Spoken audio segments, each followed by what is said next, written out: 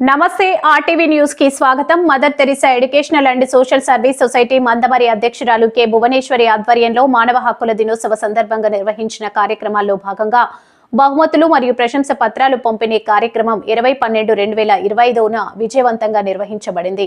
ఈ కార్యక్రమానికి A Nirmala senior civil judge ముఖ్య అతిథిగా హాజరయ్యారు. ఈ కార్యక్రమంలో Sandani advocate Mancherial Mandamarri mandal educational officer Ramesh Rathod, K Bhuvaneshwari NGO అధ్యక్షురాలు మరియు దేవరాజ్ ముఖ్య అతిథిగా పాల్గొన్నారు. ఈ బహుమతి విజేతలు కస్తూర్బా జూనియర్ కాలేజ్ మందమరి మరియు mother Teresa high school Mandamarri విద్యార్థినులను తెలిపారు. మానవ హక్కులు, రాజ్యాంగ విలువలు, సామాజిక న్యాయం పట్ల విద్యార్థుల్లో అవగాహన కల్పించడంలో ఈ కార్యక్రమం ఎంతో దోహదపడిందని వ్యక్తులు ప్రశంసించారు. ఏమంటారు, చాలా గుడ్, చాలా మంచి ఏజ్. ఈ ఏజ్ చాలా టెన్షన్స్ ఉండవు. మనకుండే ఒకే ఒక అప్లికేషన్ చదువు, మనకుండే ఒకే ఒక అప్లికేషన్ టైం యూటిలైజ్ చేసుకోవడం, మనకుండే ఒకే ఒక అప్లికేషన్ ఏంటంటే మనం ఏదైనా సాధించడానికి ఇప్పుడిప్పుడే ప్రిపరేషన్స్ చేసుకొని స్టెప్స్ ప్రిపేర్ చేసుకోవడం, పైకి ఎక్కడానికి స్టెప్స్ 1 by 1 ఎక్కే స్టేజ్. ఎలాంటి మన ఇంట్లో పెద్ద గొడవ అవుతుంది ఈ ఏజ్లో. ఎగ్జాంపుల్, మన ఇంటి పక్కన కానీ మన ఇంట్లో వాళ్ళకి మన ఇంటి పక్కన వాళ్ళకి నేను ఎక్స్పీరియన్స్ చేసిన చిన్నగా ఉన్నప్పుడు. నా విషయంలో కానీ మా చుట్టుపక్కల ఎంత పెద్ద గొడవ జరిగినా, ఎంత విషయం అయినా కానీ మన ఇంట్లో పెద్దవాళ్ళు పడ్డంత టెన్షన్ మనకు ఉండదు. మనం అన్ని చూస్తాం, అన్ని అబ్జర్వ్ చేస్తాం, సర్కమ్స్టాన్సెస్ అన్ని మనకి పెద్ద టెన్షన్ అనిపించదు. అప్పటి వరకు భయపడటం, దాన్ని వదిలేస్తాం. ఎందుకు అని అంటే మన ఏజ్ అలాంటిది, మన ఆ ఏజ్కునే గిఫ్ట్ అలాంటిది. ఏదైనా మర్చిపోతాం, మన పనుల మీదనే మనం కాన్సన్ట్రేట్ చేయగలిగే ఒక ఏజ్. కాబట్టి ఈ ఏజ్ని సద్వినియోగం చేసుకోండి. మోర్ ఓవర్ ఫస్ట్లీ ఏంటంటే మీ అందరికీ అభినందనలు అండ్ కంగ్రాచులేషన్స్. ఎందుకంటే మీరు హ్యూమన్ రైట్స్ మీద డిఫరెంట్ లాంగ్వేజెస్లో చేసిన స్పీచెస్ కానీ, ఎస్ఏ రైటింగ్ కానీ మీ అందరికీ చాలా appreciate చేయదలుచుకుంటున్నాము. So who got the prizes I'm saying congratulations to the students who got the prizes. And తర్వాత నేను ఈరోజు మిమ్మల్ని మోటివేట్ చేయడానికి ఒక చిన్న ఎగ్జాంపుల్ కూడా చెప్పాలనుకున్నా. అదేంటంటే నేను ఈ మధ్యనే ఒకటి విన్నా. అది ఒక 6 మనుషులు ఒక అడవి గుంట పాస్ అవుతూ ఉంటారు. అడవి ద్వారా వేరే ఊరికి వెళ్ళాలని అడవి ద్వారా పాస్ అవుతూ ఉంటారు. అడవి వచ్చి ఒక 10-15 కిలోమీటర్లు ఉంటుంది. 6 వ్యక్తులు పాస్ అవుతూ ఉంటారు. కొంత దూరం వాళ్ళు వెళ్ళాక వాళ్ళు ఆ రోడ్డును మర్చిపోయారు, ఆ దారి తప్పిపోయారు. వాళ్ళు వెళ్ళాల్సిన డెస్టినేషన్ అనేది వాళ్ళకి అర్థం కాలేదు, దారి తప్పిపోయారు. తర్వాత ఒక 6లో ఫస్ట్ పర్సన్ ఏమనుకున్నాడు, వాళ్ళతో డిస్కస్ చేసి ఇప్పుడు మనం రైట్ సైడ్కి వెళ్తే మన డెస్టినేషన్ రీచ్ అవుతాం, సో మనం రైట్ సైడ్కి వెళ్దాం అంటాడు. నువ్వు వెళ్ళు మేము అని ఆయన డెసిషన్ ఆయన వదిలేసి మిగతా వాళ్ళు మూవ్ అవుతూ ఉంటారు. రెండో పర్సన్ అంటాడు లెఫ్ట్ సైడ్కి వెళ్తే మన డెస్టినేషన్ ఈజీగా వస్తుంది, will reach our destination soon అనేసి రెండో వాడు లెఫ్ట్ సైడ్కి వెళ్తాడు. మూడో వాడు ఫ్రంట్కి వెళ్తాడు, ముందుకే వెళ్ళిపోతాడు. ఏం లేదు, ఇక్కడ నుంచి నేను స్ట్రైట్కి వెళ్ళిపోతే నా డెస్టినేషన్ రీచ్ అవుతా అంటాడు. ఇంకొక ఆయన బ్యాక్ సైడ్ వెళ్తాడు. అటు నుంచి వెళ్తే ఎటు నుంచి వచ్చినో వెళ్తే అటే నా డెస్టినేషన్ రీచ్ అయిపోతా, సో నేను ఈ దారి చూస్ చేసుకుంటాను.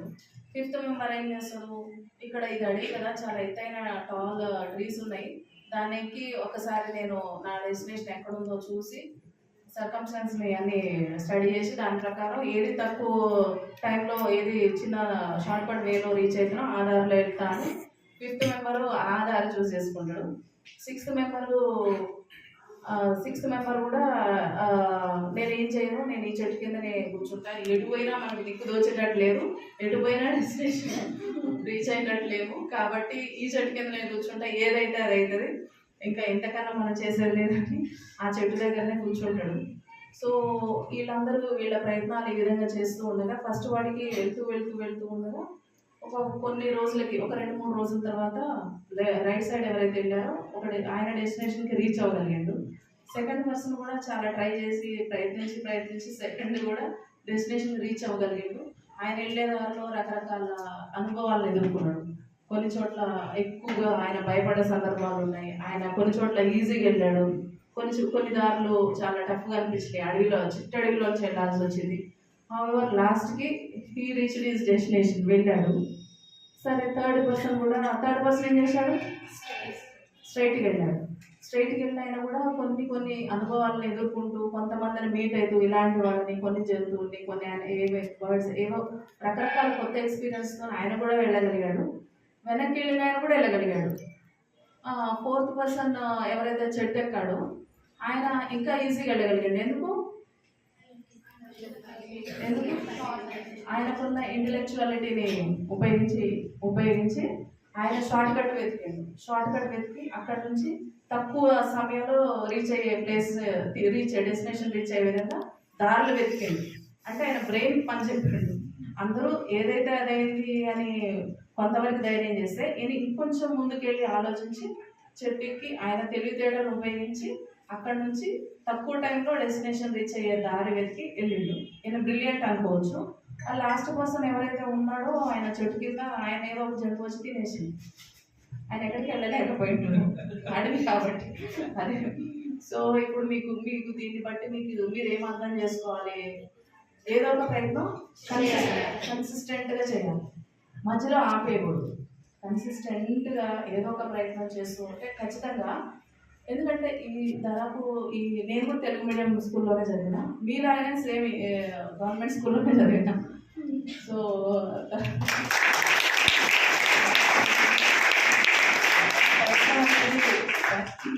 ప్రయత్నం ఏంటి, అసలు కష్టపడడం ఏంటి, అసలు ఇదేంటి, ఏజ్ అంటారేంటి, ఎంజాయ్ చేయమంటారండి, మాకుండే బట్టలు దుక్కోవాలి, అవన్నీ చేయాలి, పడుకోవాలి, నిద్రపోవాలి, లేవాలి, రేపు టీచర్ తింటారు, హోంవర్క్ చేయాలి, ఇవన్నీ మా కష్టాలు ఏంటో ఎంజాయ్ చేయాలి. మంచి ఈ పీరియడ్ మంచిది, ఇది మేడం చెప్తారేంటి, ఎవరు చెప్పినా ఇదే చెప్తారేంటి, మేమేం సాధించాలి అని మీకు అనిపిస్తుంది. కానీ మీరు ఏజ్ దాటి ఒక 25 years వచ్చి ఏమి సాధించకుండా ఒక పెళ్లి చేసి ఇచ్చారనుకోండి, ఆ రిజల్ట్ ఎలా ఉంటుంది? ఎవరైనా సరే, మిమ్మల్ని మ్యారేజ్ చేసుకునే ఎవరైనా సరే. నేను మొన్ననే ఒక న్యూస్లో చూసిన ఎగ్జాంపుల్ కూడా మీతో షేర్ చేస్తాను. టైం లేదు బట్ షేర్ చేస్తాను. ఏమైందంటే దాదాపు ఒక అమ్మాయిని వాళ్ళ హస్బెండ్ మరియు వాళ్ళ మామగారు ఇన్లాస్ హస్బెండ్ ఇద్దరు కలిసి వేధించారు. ఏది? అడిషనల్ డౌరీ కోసం. ఆల్రెడీ ఆమె ₹1,00,00,000 కట్నం తెచ్చిందంట. మీరు ఎవరైనా ₹1,00,00,000 కట్నం ఇవ్వగలరమ్మా? స్తోమత ఉందా? అంటే మిమ్మల్ని నేను చిన్నగా చూడట్లేదు. ఒకవేళ ఉంటే కూడా చెప్పండి, ఎవరికైనా ₹1,00,00,000 కట్నం ఇచ్చే స్థాయి ఉందా? అఫ్కోర్స్ మిమ్మల్ని నేను కించపరచట్లేదు, మళ్ళీ కూడా అనుకోండి, లేదు.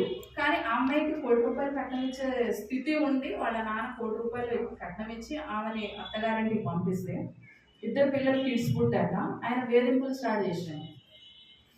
ఆ వేధింపులు ఎక్కడికి వెళ్ళిపోయినాయి అంటే, లాస్ట్కి ఒక నైట్ మామాను హస్బెండ్ ఆమెను చంపడానికి గోడకేసి కొట్టి ఇవన్నీ అన్ని ఇంజురీస్ అయినాయి. ఆ ఫేస్ అంతా. ఆమె సడన్గా వెళ్ళి ఒక రూమ్లోకి వెళ్ళి డోర్ పెట్టుకొని వాళ్ళ నాన్నకి ఫోన్ చేసింది, పోలీసు కూడా ఫోన్ చేసింది. పోలీసు రెస్పాండ్ అవ్వలేదు, 100 చేయలేదు, పర్సనల్ నెంబర్కి ఎవరికో చేసిందంట. తర్వాత మీరందరూ ఇది కూడా ఈ సందర్భం వచ్చిన వాళ్ళు చెప్తున్నా, 100 డైల్ నెంబర్ కూడా యూజ్ చేసుకొని మీరు పోలీస్ హెల్ప్ కూడా తీసుకోవచ్చు ఎక్కడన్నా ఏదన్నా సిచ్యువేషన్స్లో ఉంటే, టఫ్ సిచ్యువేషన్స్లో. ఆమె వాళ్ళ నాన్నకు ఫోన్ చేసింది. దగ్గరలో ఉన్న వాళ్ళ నాన్న వాళ్ళ తమ్ముడు తీసుకొని వాళ్ళ ఇంటికి రావడం జరిగింది. అంతలోపు వెళ్ళి బోల్ట్ పెట్టుకుంటే వీళ్ళు పగలు కొట్టారు, ఆమెను లాక్కొచ్చారు. మళ్ళీ హింసించడం స్టార్ట్ చేసి హింస కంటిన్యూస్గానే ఉంది. వాళ్ళ బ్రదర్ రీచ్ అయ్యారు.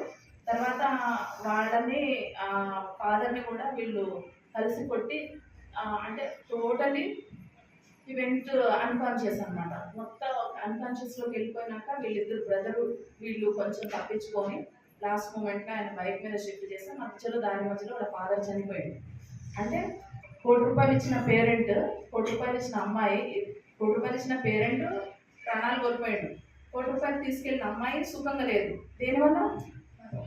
ఆమె ఒకవేళ ఆమె కాళ్ళ మీద నిలబడి ఉంది, అది తల ఉంచుకున్నావు, మళ్ళీ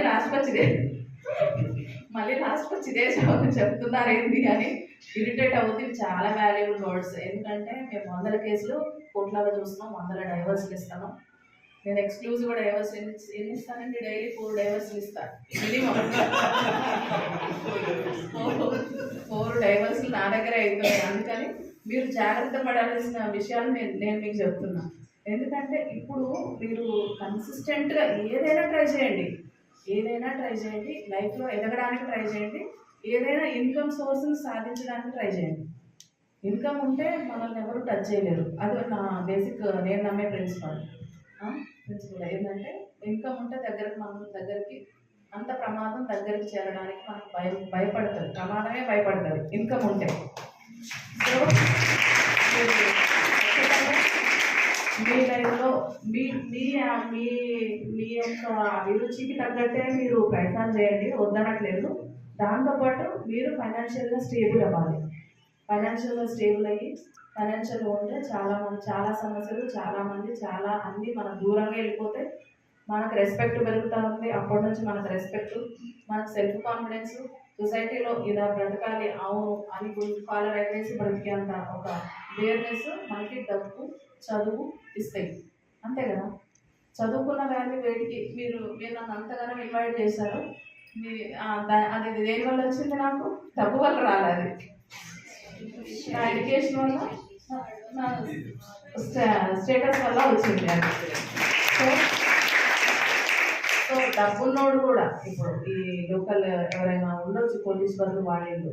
ఎగ్జాంపుల్ మా హస్బెండ్ ఉన్నాడు కోటీశ్వరుడు. ఆయనకెవరు ఇక్కడ తీసుకొచ్చి వెల్కమ్ చెప్పి చప్పట్లు కొట్టి డ్రమ్స్తో ఎవరు ఇన్వైట్ చేయరు. నన్నెందుకు ఇన్వైట్ చేశారు? అది ఎడ్యుకేషన్తో నేను సాధించిన దానివల్ల నన్ను గుర్తించి మన రాజ్యాంగం కానీ మన గవర్నమెంట్ కానీ నన్ను గుర్తించి మన కృషిని గుర్తించి మనం సాధించిన దానివల్ల వచ్చింది. అందరికీ రాకపోవచ్చు, కానీ ఈ సొసైటీలో నేను గుర్తించిన 2 ముఖ్యమైన విషయాలు ఏంటి అంటే